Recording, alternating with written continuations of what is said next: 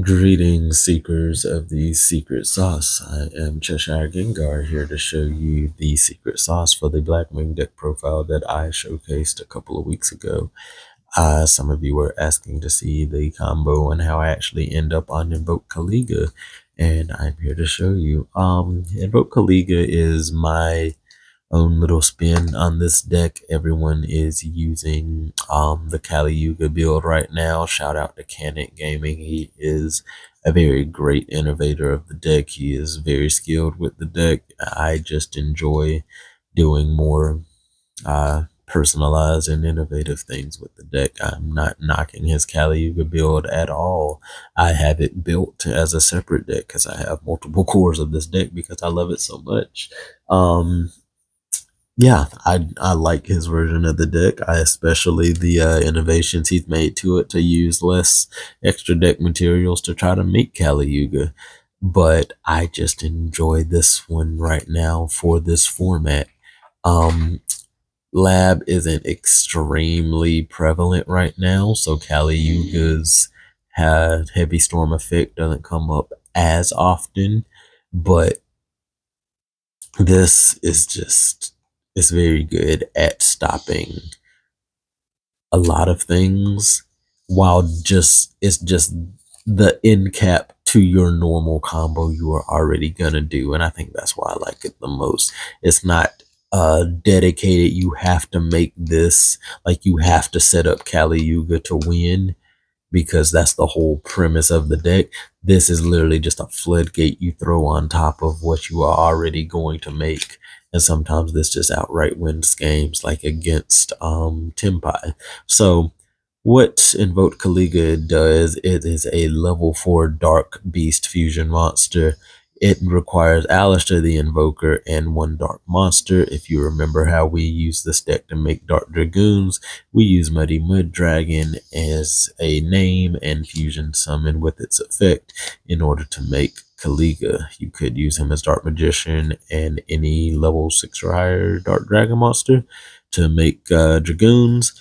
That's very specific, and especially in this deck, you have to use either a Bestial or the Blackwing Dragon. With this, is just Invoke Caliga and a Dark Monster. So Muddy Mud Dragon and any Dark Monster makes Caliga. So if you can synchro to 6 and have another Dark Monster on field, you can make Invoke Caliga. And sometimes it's outright ends games, like Tempai. If they don't have the droplets, then they pretty much will lose. Like if they go Invoke Caliga, which is going to be in defense mode, if they go Chandra, attack, damage step, special summon Phaedra, that happened to me in the tournament I got second place in when I profiled the deck in the first place. They simply just cannot play for the rest of the turn. They summon Chandra, or they summon Phaedra, but they can't attack in order to get to the damage step because they've already used Chandra's attack. And then at the same time, they can't activate any more monster effects. Even if they use Kaiman to summon another Tempai during the battle phase, they can't attack with it either because they've already attacked with the monster, and Caliga stops them from attacking anymore. And they also can't use monster effects because they've attempted to activate a monster effect this turn and cannot activate anymore. I love the attempt to activate part, so even if you do negate that monster effect, they're still locked out of monster effects for the rest of the turn, and that's the beauty of it. So ending on your normal board, plus having Chinook in hand with the ability to negate their monster on their turn, as well as whatever defenses you run into or whatever things you can set up, they won't be able to get through. Yeah, Invoke Caliga just put in so much work. People picked this card up and read it multiple times. They're like, well, I just cannot play the game because most of these meta decks, oh my god, Snake Eyes, they don't know what to do when they go activate Diabell Star in hand to summon, and you go Chandra pop Diabell Star when they enter the battle phase trying to attack over this, thinking that it's going to free them up to let them use all their stuff in main phase 2. No, my one effect is going to be to stop your attempt to out this card. It's a protect the castle style build. But if you do manage to out the castle, that turns on all my other monster effects, so I can just interrupt you uninhibited. So you make this and 3 or 4 interruptions. That's usually enough to kill whatever your opponent had in their hand, unless they opened starter and 4 interruptions, in which case, well, what were you going to do in the first place? So, without further ado, I will attempt to show you how to use the Caliga build the most efficiently. So, we have the 2 simoons. You really just need simoon and any discard fodder, preferably a level 2. It makes it a little easier, but if not, that is okay as well. We already know activate simoon banishes cost. That's going to allow us to get the Black Whirlwind, summon the simoon. That's going to search us the Sudri. We summon the Sudri as our normal for turn because this does not count as normal for turn. Do not let people forget that. It's been 3 years since this card came out and they still ask, can you do that? Does it count as normal for turn? Alrighty. So chain 1, chain 2, we're going to add our Vada and Shamal. We're going to discard the Shamal to get the Feather Whirlwind. We activate the Feather Whirlwind. We special summon the Vada. What we do after that is we use Vada's effect to branded fusion, which is the easiest way to explain this. We branded fusion for Blackwing Dragon, level 2, level 4, level 2 equals 8. That gives us the ability to go ahead into the Blackwing Dragon. We're going to chain the Feather Whirlwind to that summon and bring back the Vada. If you did banish a level 2 with Simoon's effect, like another copy of Vada, then I would recommend going ahead and bringing back that Vada just in case there's a Bestial.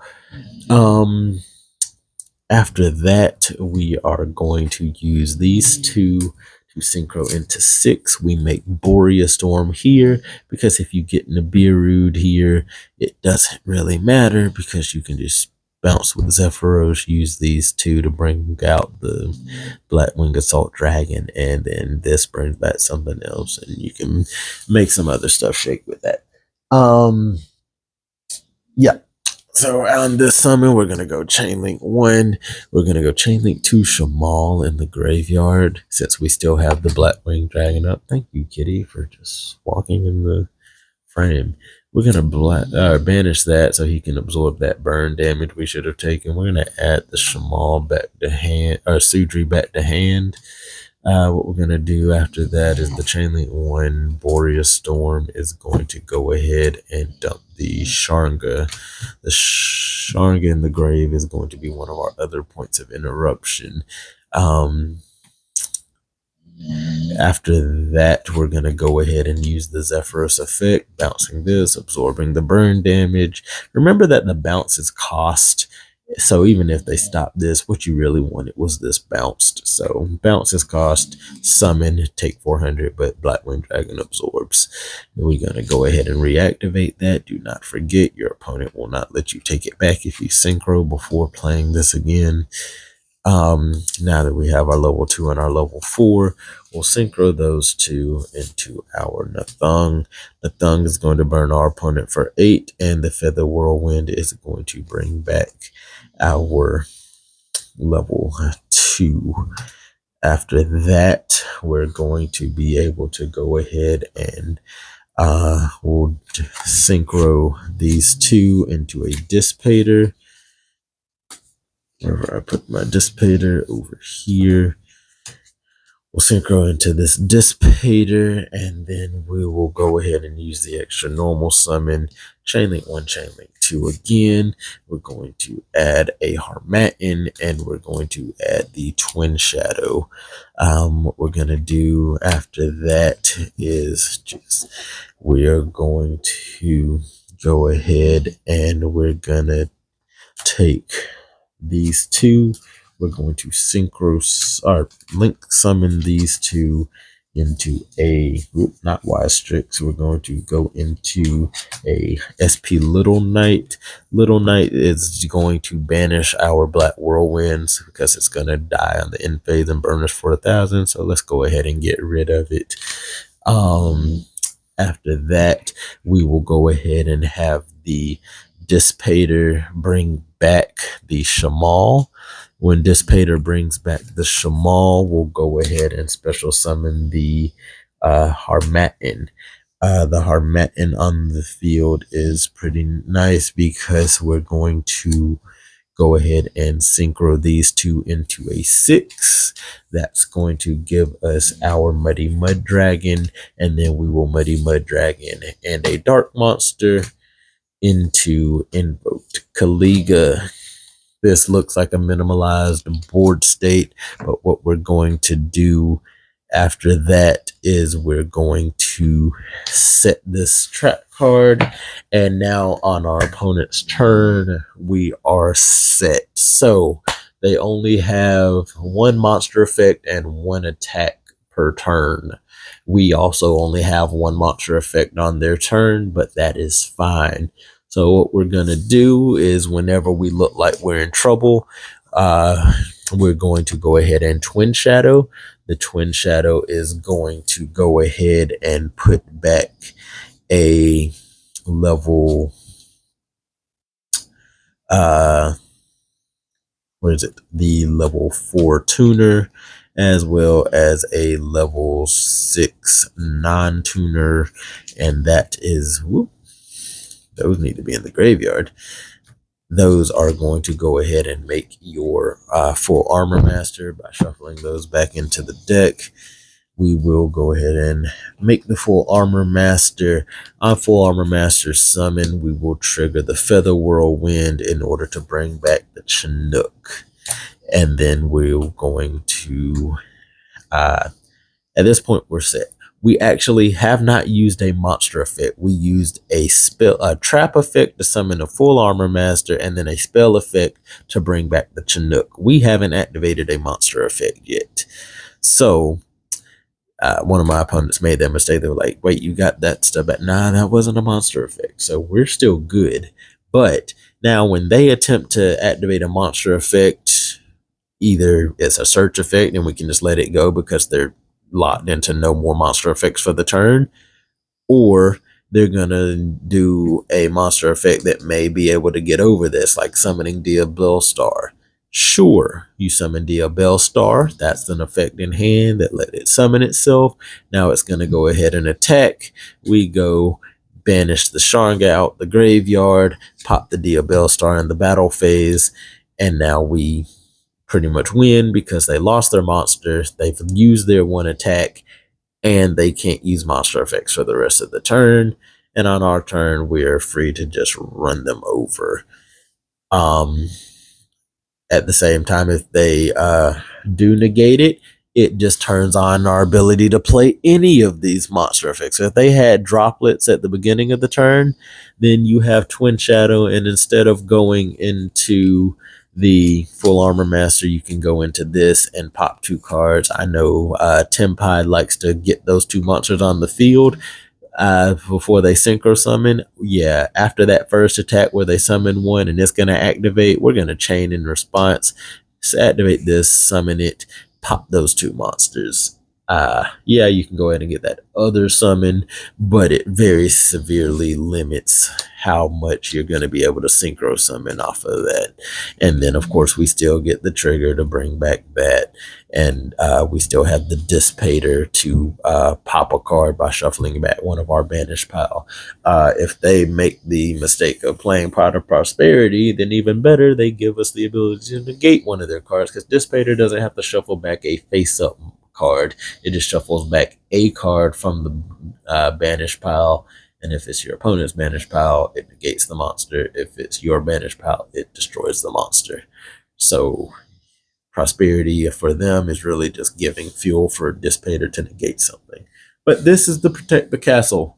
You have this to trigger this to bring back this. Once you've done that, you either have this to negate this to get rid of stuff, or this. Usually one of these two is going to be your one monster effect for the turn. You're either popping the monster that would run over the Caliga, or you're negating the monster that would run over the Caliga. Either way, you protect the Caliga, and then on your turn, it's pretty straightforward. You probably didn't need to use this. If you did, oh well, but you can just go ahead and link these two off so that you can go ahead and OTK, and you just link these two off into, say, a wise strix, and then get a summon off of that, banish the two, assault dragon, change to attack. You can run them over. But yeah. All right, guys. That's the gist of the Caliga build. If you have any questions about it, ask me in the comment section. I will be answering back to them. But yeah, I enjoyed this build. It lets you do your normal Blackwing combos that you already wanted to do, but it also gives you the follow up of banishing the two out the graveyard to get the assault dragon. You don't need the burn damage because you're just going to blank their turn and run them over anyway. And then if that you don't fully kill them, you put them on what, 1200 life points, then you go ahead, and because this isn't an effect to summon, so then even if you have the Caliga still on field, then you just go ahead, and after you've attacked them for the 3k, now you go ahead and banish these two, make the assault dragon. The assault dragon doesn't activate, he's continuous, so their attempt to activate is going to burn them for 7, and then they're not going to be able to play anymore, and now you have a 32 beater on the board. As well as when you summoned it, you were able to do whatever else, get monsters back. It pretty much puts you in a position where you can't lose. So if they out this, then you follow up with the assault dragon and the feather whirlwind, get your whole combo going. But if they do out this, it means you can use multiple monster effects in a turn, as well as this to summon the silver wind and pop 2. So yeah, if they negate this with like droplets, then you end up having 1, 2, possibly 3 for the 2 pops, 4, 5 interruptions on the field. Yeah, if they manage to out this, you still have 1, 2, 3, 4, 5 interruptions on the field, because this will make silver win and pop 2 cards instead of making the armor master. So you go pop 2 cards, feather whirlwind, bring this back. You still have us Blackwing Synchro on the field, so you can use this effect and send whatever back. You've got way too many options. Also, you can go silver, or when you do make the silver wind, you can go silver or twin shadow, put back Boreas Storm and Harmattan. Do that, shuffle these back into the deck because he's a level 6 tuner engrave.